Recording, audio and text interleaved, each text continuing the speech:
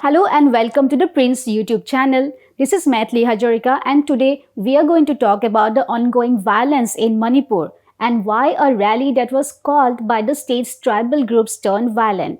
The Manipur government has imposed curfew in several districts of the state, suspended mobile internet services for 5 days and issued shoot-at-sight orders in extreme cases, where all forms of persuasion, warning, reasonable force, etc. is exhausted under the provisions of the law. The clashes in Manipur began soon after the rally, which was organized by the All Tribal Students Union Manipur, started in several districts of the state on 3rd May. This rally was organized to protest against the Manipur High Court order in April that had directed the state government to consider inclusion of the Meitei community in the scheduled tribes list.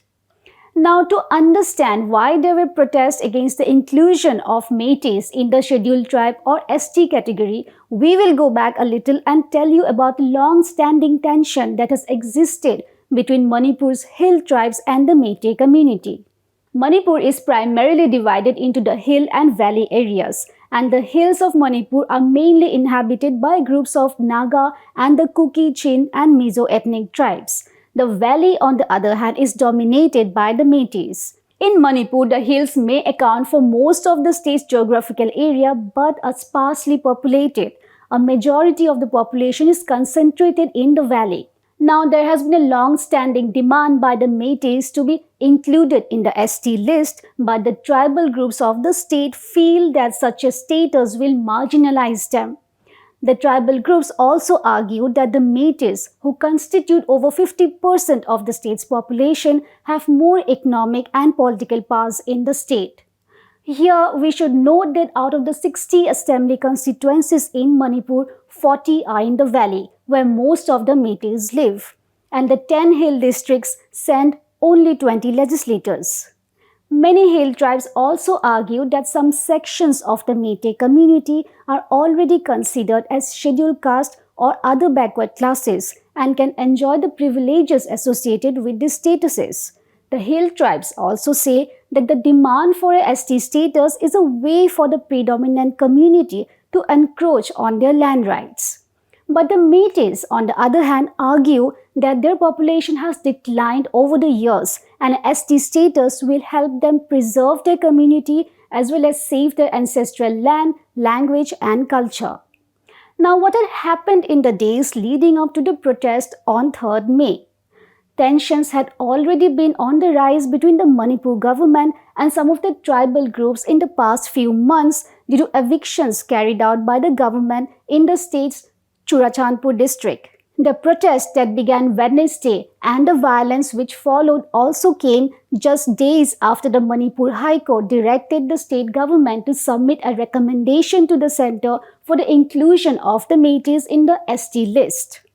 According to reports, scores of houses, churches and temples have been burned in the last several hours following the protest.